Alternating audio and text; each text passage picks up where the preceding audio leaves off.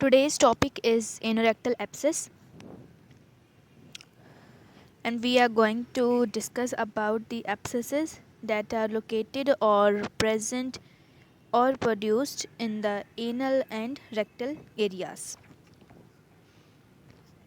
Objectives: review the anatomy of anorectal abscess, discuss the causes, pathophysiology, and manifestation of the following anorectal abscesses, discuss the diagnostic, medical, and surgical management of anorectal abscess, apply nursing process including assessment, planning, implementation, and evaluation of care provided to the clients with anorectal abscesses. Introduction. Anorectal abscess represents infection of the soft tissue surrounding the anal canal and rectum with formation of discrete abscess cavity. Many anorectal abscesses coincide with fistula in anorectal space. So anorectal abscess represents infection. तो anorectal abscess basically क्या होता है कि जो abscess की हमने बात की है, abscess basically are the pus filled pockets because of the infection that is present inside the soft tissues, जो कि सराउंड किसको कर रहे होते हैं, एनल कैनाल को या फिर रेक्टम को. तो यहाँ पे क्या लिखा हुआ है कि anorectal abscess represents infection of the soft tissues surrounding the anal canal and rectum with formation of discrete abscess cavity. तो जब एब्सेसेस होंगे तो क्या होने लग जाएगा, एब्सेस कैविटी बनने लग जाएगी. ठीक है, एब्सेस कैविटी बनने लग जाएगी. जैसे कि अगर हम यहाँ पे देखें तो ये क्या है, ये हमारे पास सुप्रालिवेटर जो है एब्सेस बन रहा है, या फिर लिवेटर जो एनाई मसल्स हैं अगर इसके नीचे देखें तो यहाँ पे भी क्या है, ये जो ग्रीन कैविटीज़ हमें मिल रही हैं ये बेसिकली एब्सेस कैविटीज़ जो हैं वो डेवलप होने लग जाती हैं. और ये क्या करते हैं कि मैनी जो एनोरेक्टल एब्सेसेस कंसाइड विद फिस्चुला. तो हमारे पास फिस्चुला क्या थे, जो फिस्चुला थे वहाँ पे क्या होने लग जाएंगे, ये उनके साथ कंसाइड होने लग जाएंगे. ठीक है, कौन, एनोरेक्टल एब्सेसेस. ठीक है, और कॉम्प्लिकेशंस जो होंगी वो इंक्रीज़ होने लग जाएंगी. तो एनोरेक्टल एब्सेसेस जो होती हैं वो बेसिकली रिप्रेजेंट कर रहे होते हैं सॉफ्ट टिश्यूज़ के इन्फेक्शन को.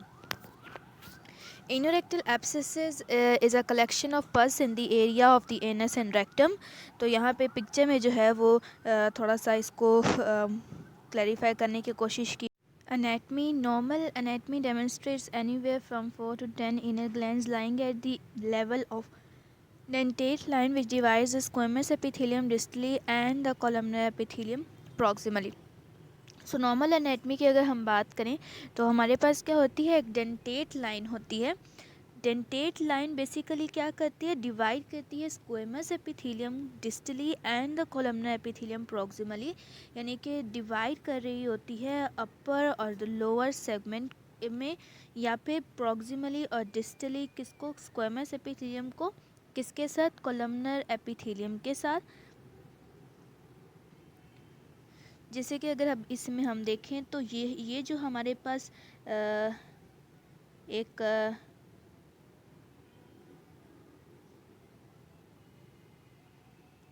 ये जो लाइन आ रही है, ये जो मैंने अभी ड्रॉ की है, ठीक है, ये जो पर्पल लाइन है यहाँ पे बेसिकली क्या होती है, डेंटेट लाइनिंग जो है वो आ रही होती है, जो कि रिप्रेजेंट किसको कर रही होती है, कि जो हमारी एनल और रेक्टल एरिया है उसको प्रॉक्सिमली और डिस्टली जो है वो, यानी कि स्क्वेमस एपिथेलियम को डिवाइड करती है कोलमनर एपिथेलियम से. Obstruction of these anal glands by debris leads to stresses, bacterial overgrowth. अब इसकी obstruction से क्या होगा, जब ये जो 4 to 10 anal glands present थे डेंटेट लाइनिंग पे, उनकी obstruction होगी जो कि डिवाइड कर रहे थे किसको, स्क्वेमस एपिथेलियम को और कोलमनर एपिथेलियम को.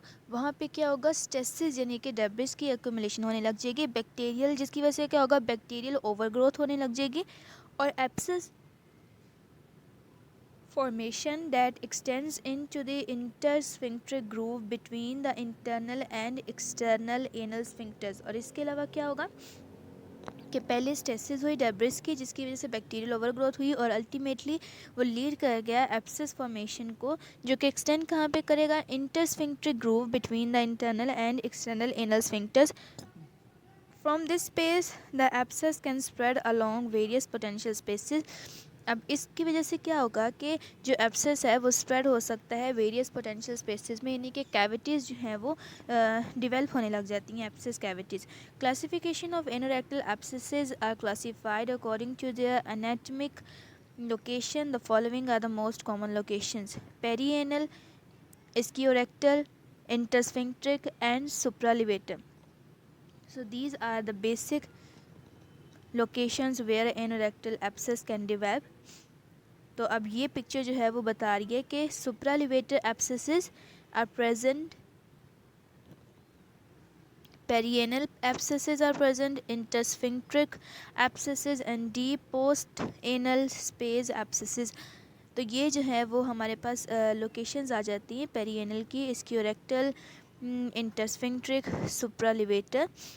ये क्या हैं, लोकेशंस हैं, या फिर क्लासीफाई कर सकते हैं हम लोग एनोरेक्टल फिशर्स को। Then its pathophysiology. Perirectal abscesses and fistulas represent anorectal disorders arising predominantly from the obstruction of anal crypts, possibly involving increased sphincter tone.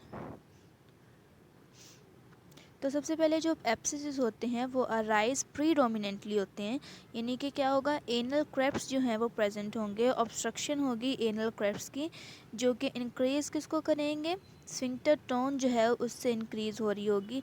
Infection of the now static glandular secretion results in suppuration and abscess formation with the anal gland. Typically the abscesses forms initially in the intersphincter space and then spreads along adjacent potential spaces. ठीक है, तो सबसे पहले क्या होगा, infection जो है वो static glandular secretions, infection of the now static glandular secretions, जो कि रिजल्ट किस में होगा, सुप्रेशन होने लग जाएगी और एब्सेस फॉर्मेशन होने लग जाएगी एनल ग्लैंड में। टिपिकली जो एब्सेस होगा वो इनिशियली फॉर्म कहाँ पे होगा, इंटरस्फिंक्ट्रिक स्पेस में, और उसके बाद जो है वो स्प्रेड कहाँ पे कर जाएगा, जैसे हमने बात की कैविटीज़ बनने लग जाएंगी, तो जो पोटेंशियल स्पेस होगी एडजेसेंट वहाँ पे जो है वो स्प्रेड कर जाएगा। Causes of anal abscesses, both aerobic and anaerobic bacteria have been found to be responsible for abscess formation. The anaerobes most commonly implicated are Bacteroides fragilis, Peptostreptococcus, Prevotella, Fusobacterium, Porphyromonas, and Clostridium. The aerobes most commonly implicated are Staphylococcus aureus, Streptococcus and E. coli. तो ये क्या होंगे, ये causes होंगे जो कि anaerobic और aerobic जो है वो कॉजेज़ हमारे पास आएंगे, जिसमें हमने बैक्टीरियाज़ को देखेंगे, उनकी प्रेजेंस जो होगी वो बताएगी कि एब्सेसेस हैं और कौन से एब्सेसेस हैं, एरोबिक बैक्टीरिया कॉज कर रहा है या फिर anaerobic. Common causes of anorectal abscesses include blocked glands in the anal area, infection of the anal fissures, STDs, trauma. Deep rectal abscesses may be caused by intestinal disorders such as Crohn's disease or diverticulitis. तो यहाँ पे जो है वो explain करने के लिए कुछ भी नहीं है, क्योंकि हमने सारी चीज़ें जो पहले डिस्कस की हुई हैं प्रीवियस लेक्चर्स में। Risk factors, the following factors increase the risk for an anorectal abscesses: Chemotherapy, medicines used to treat cancer, diabetes, inflammatory bowel diseases such as Crohn's disease and ulcerative colitis, use of corticosteroid medications, weakened immune system such as from HIV or AIDS. तो ये जो है वो the person who has some disorder listed here or have some abnormality listed here, then he will be at risk of developing anorectal abscesses, which involves the risk factors involves haemotherapy medicine. अगर हम किसी patient को करें, diabetes है उसको, inflammatory बवल disease जिसमें हमारे पास क्रॉन्स और अल्सरेटिव कोलाइटिस आ जाता है, और इसके अलावा कॉर्टिकोस्टेरॉइड्स जो है वो मेडिकेशंस हमारे पास आ जाती हैं। Causes, symptoms, common symptoms are swelling around the anus and a constant throbbing pain with swelling. क्या होगा, सबसे पहले स्वेलिंग अराउंड द एनस और कांस्टेंट जो है वो पेन होगी with swelling. Pain may be severe with bowel movements, coughing and sitting. Other symptoms may include constipation, discharge of pus from the rectum, fatigue, fever, night sweats and chills, redness, painful and hardened tissue in the area of the anus and tenderness. Exams and test rectal examination may confirm an anorectal abscess. A proctosigmoidoscopy may be done to rule out the diseases. In rare cases, CT scan, MRI or ultrasound is needed to locate the collection of pus. Treatment: the problem rarely goes away on its own. Antibiotics alone usually cannot treat an abscess. So first of all what will happen that problem जो होती है वो rarely अपने आप जो है वो treat हो जाती है, उसे ट्रीटमेंट की जो है वो ज़रूरत नहीं पड़ती है. लेकिन antibiotics alone usually can not treat an abscess. लेकिन क्या होगा कि सिर्फ एंटीबायोटिक्स अगर हम ये बोलें कि इन्फेक्शन डेवलप हो रहा है तो उसकी वजह से एंटीबायोटिक्स ही काफ़ी होंगे, तो ऐसा नहीं हो सकता. एंटीबायोटिक्स अलोन जो है वो इफेक्टिव नहीं होते हैं. Treatment involve surgery to open and drain the abscess. Surgery is done using local numbing medicine along with medicine to make you sleepy. Spinal or general anesthesia may be used. So local numbing medicine along with medicine to make you sleepy, spinal or surgical anesthesia may be used. Surgery is most often an outpatient procedure, which means that you go home on the same day. The surgeon cuts off the abscess and drains the pus. तो surgeon क्या करेगा, वो cut कर सकता है abscess को और drain कर सकता है पस को. If the pus collection is deep, you may need to stay in the hospital until the abscess has completely drained. After surgery, you need warm sitz bath sitting in a tub of warm water. This helps relieve pain, जो कि हमने बात पहले previous lectures में की थी. reduce swelling and make the abscess easier to drain. Drained abscesses are usually left open and no stitches are needed. You may need stool softeners. In practice good hygiene. Eat soft or liquid foods until the abscess has healed. Assessment: examination of perianal abscess generally reveals no abnormalities. Examination may not be possible without anesthesia. Not any pruritic drainage or perianal irritation, which are signs of a fistula. On inspection, the external opening of the fistula is usually visible as a red elevation of granulation tissue with the purulent discharge on compression. So in assessment, when we inspect the client, the external opening of the fistula is usually visible as a red elevation of granulation tissue with purulent discharge on communication. तो क्या होगा कि external opening पे क्या होगा, जब जो patient है वो वैसे तो एलिवेशन जो patient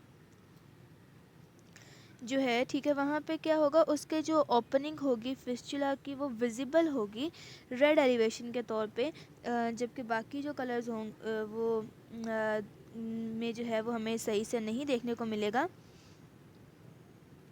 palpate the track noting that there is a harden cord like structure. Palpate करेंगे, नोट क्या करेंगे कि वहाँ पे जो है वो कोई हार्डन कॉर्ड लाइक जो है वो स्ट्रक्चर तो प्रेजेंट नहीं है.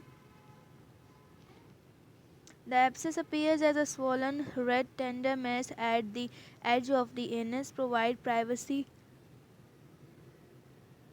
and foster dignity when interacting with these patients. Inform the patient of every step of the procedure. Provide comfort during the examination.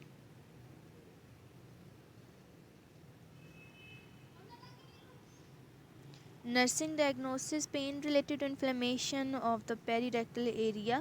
Nursing care plan: encourage the patient to urinate but avoid catheterization and use of suppositories.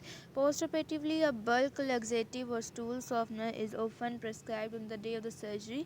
Intramuscular injections of the analgesics are given to control pain. Assess the perirectal area early for the bleeding for the first 12 to 24 hours postoperatively.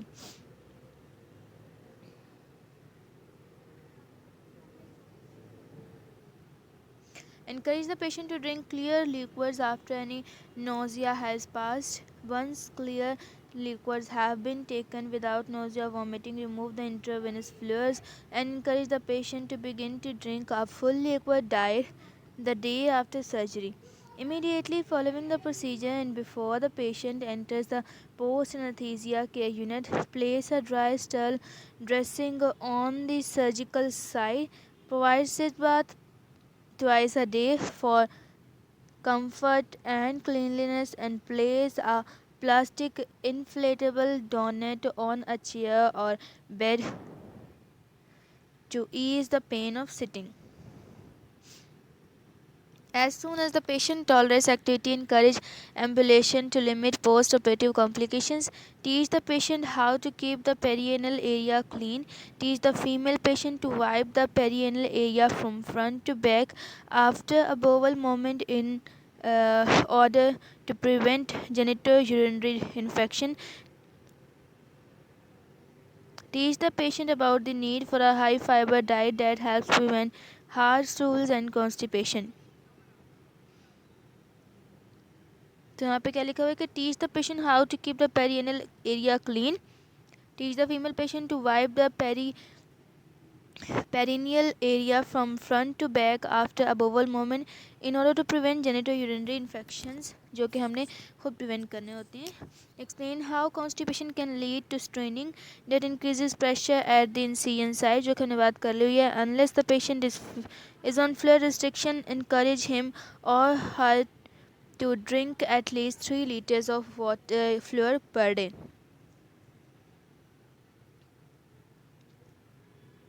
So this is the topic of today.